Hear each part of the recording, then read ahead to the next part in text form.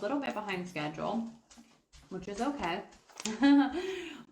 Especially for our topic, I've realized that that this would be a fitting topic for Thrive Over Survive, because I haven't done any like solo episodes. I was supposed to do a solo episode for ClickUp before I gave birth, and with everything going on and not feeling well, I need to actually redo that one. But this was a fitting topic since we just celebrated International Women's Day yesterday, and I was reflecting on, my business, how my business has helped me, the importance of my business, and really what better way or what better topic to talk about, especially with Lila. If anyone who follows along, they've seen me post some content about Lila. I was on maternity leave for most of February. Because of the way my business is, I decided to come back in March, even though Lila's only a month old right now, and most people take maternity leave for 6 to 12 weeks. But the reason I felt like I wanted to come back and I could come back was because of the nature of my business and the fact that my home office is wherever I want it to be. I mean, I do have a physical home office, but right now I've been working at the kitchen table because of Lila. She's actually like here in front of me. But this is a topic that I think gets covered a lot. There's different perspectives on it. There's different ways to talk about it, but balancing motherhood and business. And a lot of people talk about balancing motherhood and business, and a lot of mothers, they end up creating their own business after they have kids, and that corporate life is starting to take a toll on them, and it's not a right fit for their family. And with everything going on in the world, especially with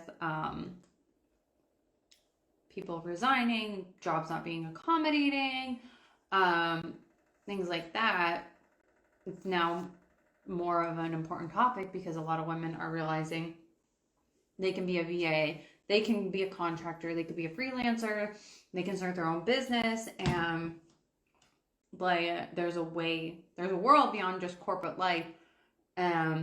Especially in the online space, there's such an opportunity to connect with so many women. That is what I've been thankful for in my business, is connecting with so many women and business entrepreneurs. I'm not even going to just say women. I really should be calling it just dealing with parenthood and business, because there are a lot of dads and fathers who are also dealing with entrepreneurship and managing / juggling a household. Because like in our family, we have a unique dynamic in our house where we both are entrepreneurs. We both have the kids. We share our responsibilities equally. My role is very different right now because of breastfeeding Lila, and in that newborn phase, I feel like moms take on a lot more just because of their bond and connection with the baby. But that's not the point of this. The point is, there have been a couple of things that have really stood out to me in the past 2 years, especially with, I started my business when Charlotte was 2 years old. She's going to be 4 here soon. And then while I was in a key stage of growth in my business, we had baby number 2. So my spectrum of motherhood is kind of different than a lot of women who had their kids were a little bit older, were sufficient, and they decided to take on growing or starting a business. So I think a few key things that I've learned and that have helped me in managing motherhood and business is, and this kind of comes up with the topic that I thought this would be good, is adaptability. And for me, that was really, really hard to even accept adaptability / things not going according to plan, because prior to kids, prior to having a business, very OCD, very type A personality. everything had to go according to plan. But being able to adapt and overcome and not get panicked about things that didn't go my way has been a huge, important part of both motherhood and running my business, because you're not going to be able to control everything, as many people know. So being adaptable to the day, to what comes, and then managing that expectation internally and giving yourself that permission to not be overwhelmed with what's going on, I think is a huge thing. And then, oh, Lila's gonna wake up, I bet. So adaptability is one key important one piece. Just being able to, adapt to what is thrown your way, especially if you're a service-based business, clients, things, there's a lot outside of your control, and being able to manage and adapt through that has been such a key piece. Setting up solid boundaries and / really the vision of my business, and I lost this for a little bit last year, was the vision of my business is to be able to have balance and be present for my girls and for my kid, for our girls, and be able to have this income as well. So I really lost that in the sense of I was getting so bogged down with client work. I was getting so bogged down in the sales, so much into the weeds, and I let my business run me while I'm helping other people get the freedom that they wanted in their business, because I lost sight of my boundaries and my vision, and that I let myself set up a business that was not in alignment with me. Not that I set it up, it just, everything that I had set up, I kind of let that fall by the wayside because I was just so focused on growing the business and not letting it be in alignment. So really, what's my vision for the business? How do I want this to be? And actually following through with implementing it as we're going. Sorry, I don't know if that call was like bothering me. So, making sure that I'm following the vision and the goals for my business has been huge, because it is so easy to get stuck in the day-to-day of my business, that I can forget sometimes why I started the business in the first place, which is to be home for both my kids and to be able to really have, everyone says, like, you can have it all. You can. It's just getting there. Sometimes the hard work, it's just getting through the hurdles of setting everything up in the way that's going to align with what you truly want, because it's so easy to also get bogged down in what are other people saying, what are the experts or gurus that are saying. When I started my business, I fell into a lot of those of, you have to run your business this way, you have to market your business this way. And I listened to a lot of that because I was so new in my business and I just wanted to do the right thing and I wanted to get there as fast as I could. But that ended up making really like a detour and making it harder on myself, because I wasn't running my business in alignment with me. I wasn't running my business and the vision that I had for it.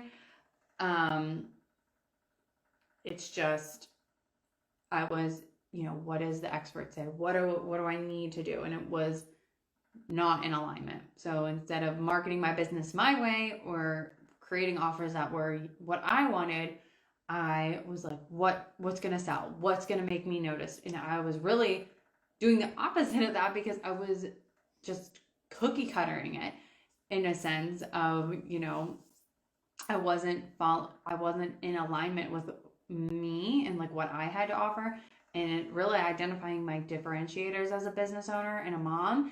And and I let a lot of the things that I would consider a weakness or some stuff that I had fear around, I let that be a negative instead of turning it into, now I see them as positives. Being so young, being so, having such a different background in my experience. So like turning those things that I thought were bad or negative in my business and really turning them around into positives and really playing into that into my messaging and into my marketing,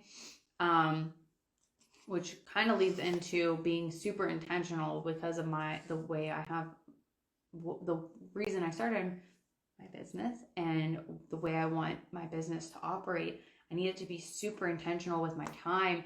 And everyone talks about, I was just talking to a friend about this the other day, of, what are those money generating activities? Everyone would talk about this. And, I was just like throwing spaghetti at the wall and just being all over the place, instead just focusing in on being super intentional at one thing at a time. So, what is the one thing I'm going to sell? What's the one way I'm going to find leads? What is the one message that I want to put out there? And just being super intentional with who I talk to. How was I talking? Like, how was I messaging or marketing myself? Like, what messaging was I using? What was the strategy behind it? And I will let you in. Strategy is just a fancy word for a plan, which is a post I'm putting out next week with a little bit more info on that. I've talked about that before in my marketing and my messaging. And if you have gone through my Thrive Over Survive masterclass, it is really just having a plan in place for you to follow and be super clear, because everyone gets so wrapped up in the, how am I going to get this done? Like, what am I going to do? And they spend more time worrying about it. And I've done it too, worrying about it. And that's why Zach always tells me, don't be about it, or don't think about it, be about it, or do it. I forget the wording he always uses. But the underlying message is stop thinking about it and just do what you need to do, because you're wasting more energy letting this anxiety come over you. And so I was just super intentional with like, what are the activities I'm going to do in my business? What matters most? And at the time, when I first implemented this, it was sales and leads. So what was the plan that I was going to put in place, and what was I going to follow to a T and not get distracted? So I was very intentional with how I was spending my time, and creating a plan that fit with what felt good with my vision. See, like, it all kind of comes back together. So adaptability, intentional. I mapped out I didn't map it out. Like, that's such an intimidating word. I feel like people use, I just wrote a list of like, this is what I want my business to be and look like and feel like for me. And this is how I'm going to run my business. So just jotting it down. It doesn't have to be so fancy. I get people who come to me and they're, not even hitting a couple of thousand, or they're feeling so swamped and they're just overthinking so much in their business because the experts say, or this is there's steps. There's an ascension plan kind of that goes through when you have a business. You don't need to be thinking about that, the really complicated stuff of, how am I going to do all of this? You need to be very specific and get really good at the basics first. And what's your foundation of your business? Like, what's the core piece that you're selling, or service that you're selling? What does that look like? And how are you going to sell it? And how are you going to find those leads? And making sure it was in alignment with you. Because for me, it's been my referral program. I took social media off the table. I didn't do live launches like everyone was talking about. I didn't do webinars. I built out a referral program, and I was very intentional with it. And I was so intentional. I was like, who is going to make good referral partners? I looked at my clients. Who did I want to work with? Who were they working with, like before or after me? And who did I know that I could refer their work back? Like, I wanted to support their business and that we would be mutually beneficial for each other. So being very intentional with that strategy. And then also what was going to make sense for the offer that I was putting out. And it was the offer in alignment with what I wanted to do. I think those have been like the key pieces. And for so long, I put out offers that I was like, yeah, I like them, but you learn through experience. So it's not those were what I wanted to put out at the time, but my business has ever been evolving. And now I'm working on an offer that's way more in alignment after trial and error of like, this is what I like at the time, but I've slowly improved upon and found, what's works for me and my business and for my family as it's changed. So it's always evolving. Your processes are always going to get better. Your messaging is always going to get a little bit better. So not being so worried about failing, because I was always constantly worried about, okay, does this make sense? Is this the next right thing? Is this what people want? So drowning all that out and being like, okay, it's okay to make some mistakes here, because it's not really a mistake. It's just learning truly what you want to do and how you want to do it. Hi, Danielle. Thank you for joining. I just am talking about being intentional with, that was like a key piece of my business. So it's not really mistakes, because someone asked me that on a podcast the other day. They were like, what are some mistakes that you've made in your business? And I was like, well, I don't really see them as mistakes anymore. They were definitely just learning blocks that I've taken in my business, because everything that I've, done or seen as what people would see as a mistake is really just getting even more clarity into my vision and how I've wanted to do it, and what works for me and what works or doesn't work for me. Because now in my business, because as Danielle knows, with having 2 kids and just being in a different stage, just like how your life grows, your business is going to grow with your life. What I want to offer and how I want to offer it is very different than how and what I wanted to offer a year ago, because 1, I didn't know any better, and 2, my life was so different. So your business should really, as a mom, usually, since this is what we're talking about, business and motherhood, or a parent in general, is you want your business to support the life you want to live. You want to have control and you want to have freedom. At least that's why I started a business. That's why so many moms I know started their businesses, because they just want to be able to be at home with their kids, or they want to be able to provide an income for their family, or be able to financially support themselves and have that flexibility that corporate life doesn't offer them.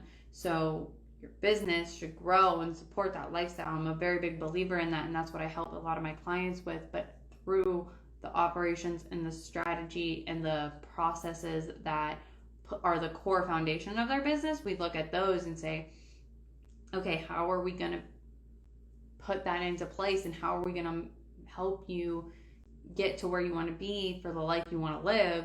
And if that means, I want to work 10 p.m. to midnight and spend all day with my kids, then how are we going to make your business work so that you can work 10 p.m. till midnight and have all day with your kids? Or how can we make it work that your business is running while you're at your kid's soccer game or at your kid's dance class? Or how are we going to get your business in a place that you feel comfortable taking that time off?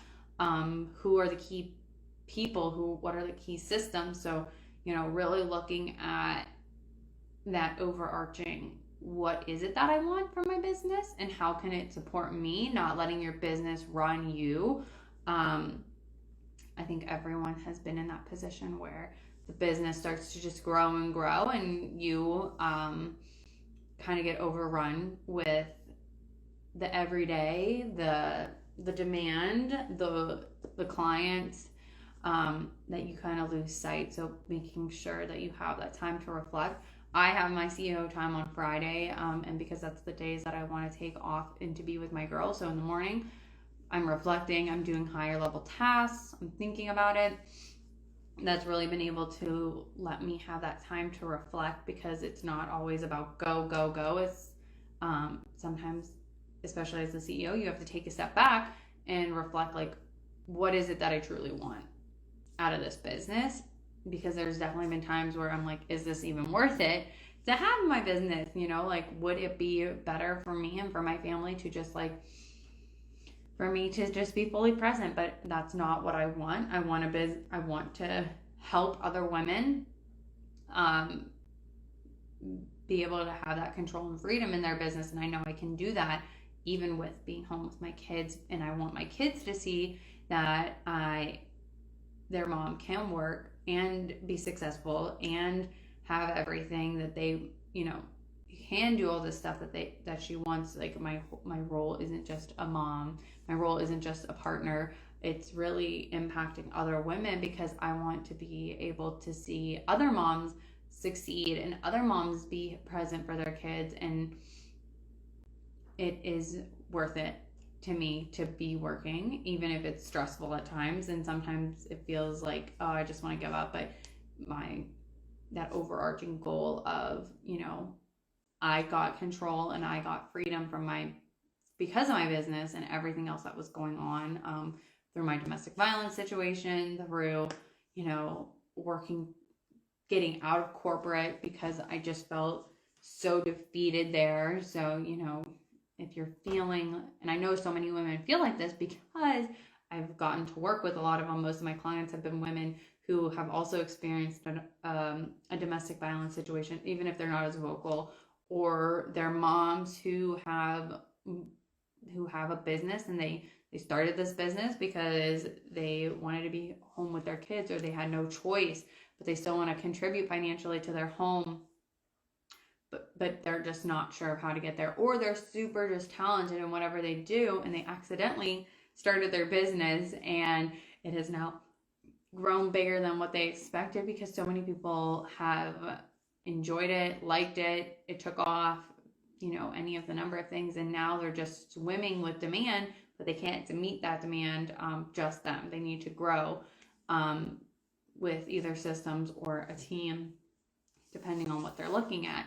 So that in a nutshell, I feel like not only has how I've balanced business and motherhood, but how I've helped other people balance business and motherhood, because it is such an important topic for me as a business owner, to help others grow their business, because that's what my business is really at the core sense is all about, is helping other people grow their business, so that they can be the CEO, be the leader that they were meant to be as a logistic person, a logistic mindset. Where I fall and where I lack is where a lot of my clients thrive, and is that's the visionary, the creative, the marketing. So those are just some of the ways that I have grown my business, how I balance it, because it's not always easy. If you saw my post the other week, last week was really hard for me. I was just frustrated. I was overwhelmed. I'm not getting a lot of sleep. I have a newborn at home. I have a 4-year-old, and a lot of people have multiple kids, and they're just trying to juggle all of this. So it's being organized as well, which a lot of if you follow me, it's ClickUp is how I organize everything. I use it as a life management tool. It's not just like my business management. It keeps me thoroughly organized, so I don't have to have so much in my brain. I can put it somewhere and it's organized and I can find it later. And that is how I'm able to manage everything, is that I'm not constantly worrying about, what needs to get done. When I am feeling overwhelmed or I'm feeling that anxiety, I dump it down onto paper, or I dump it on my whiteboard, and then I put it into ClickUp so I can be triggered with it later. I can find it later, but sometimes I need to do pen to paper first and then I put it in there, which sounds like a time suck, but that's the process that works for my brain. So it's finding that flow that works for you in your life and your family without overthinking it or overcomplicating it, to help you with that, the day to day. I feel like that's where everyone gets stuck, and that's the whole point of Thrive Over Survive, is like the key little tips to not get so stuck in the day to day, because we can lose sight of the bigger picture in the mundane, everyday kind of life. So those are kind of my tips. That's my feedback, my experience. If you're watching the replay, have questions, or want something explained further, please let me know. I'm so excited to share this journey as Lila's growing, Charlotte's growing, the business is growing.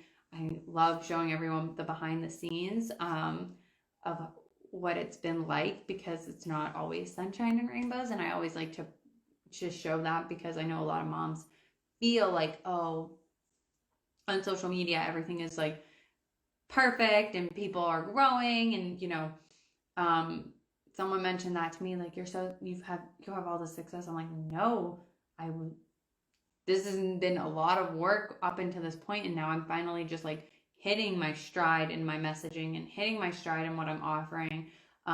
It's been like a bunch of trial and error up until this point. Um, so keeping with it and learning, improving. That's why I'm such a big proponent of continuous improvement. Not only is that my background, that's what I've learned. I love that mindset of, you can always, there's always stepping stones and blocks of always getting better. There's always a way to do things a little bit better, but you have to start somewhere, get a baseline, get a standard, and then as you work through it and get through it, just take the time to reflect and say, like, where can I make a small tweak to make this easier on myself, or how can I automate this?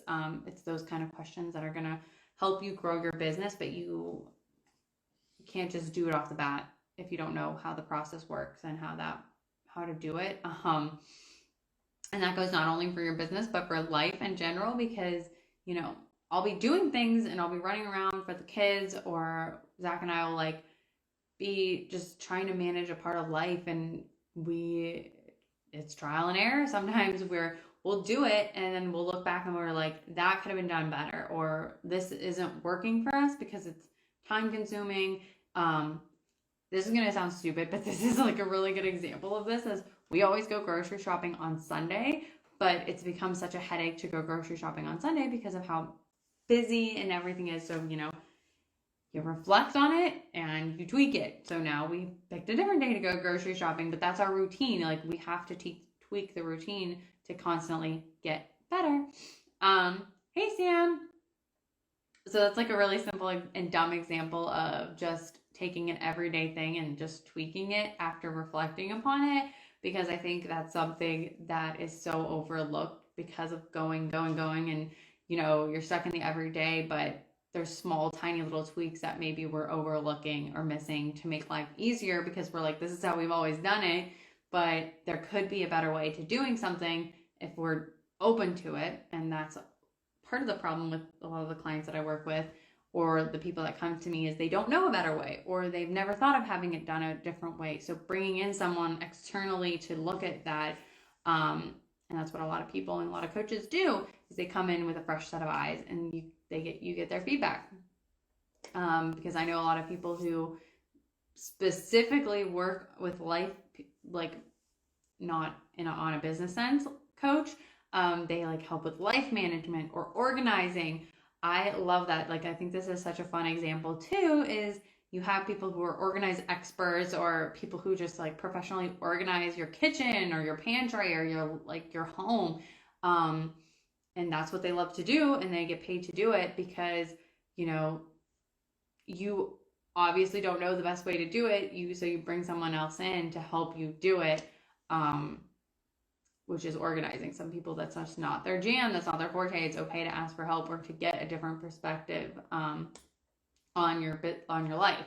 So there's just a bunch of different ways to apply the continuous improvement mindset in business and in life, but it's building upon that standard or the baseline that you already have set, and then finding the tiny tweaks to improve, because it's not going to be a big change overnight that's going to make the biggest impact. It's tiny little tweaks that you're going to stick with, both professionally and personally. That's just like a big thing that I talk about, because it's also harder to commit to a big change, like going to the gym. When everyone makes their New Year's resolution, they're like, I'm going to start going to the gym and I'm going to lose this big number. No, you have to start small and then create a habit and continue to build upon the habit.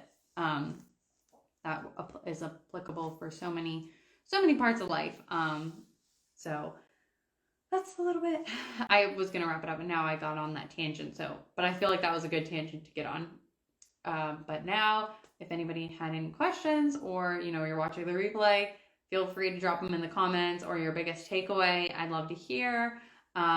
Or if you are struggling with balancing not just motherhood, parenthood, or anything with your business, drop questions, or if you need some support, I'm always here. My DMs are a safe space because I talk a lot about domestic violence and struggling like that. So people always are welcome in my DMs if they're just looking for that support or feedback. So I hope everyone has a great Wednesday and enjoyed the live and enjoy the rambling / tips that I've also included throughout. But I can't wait to talk to everybody next week, and I hope you have a great rest of your week.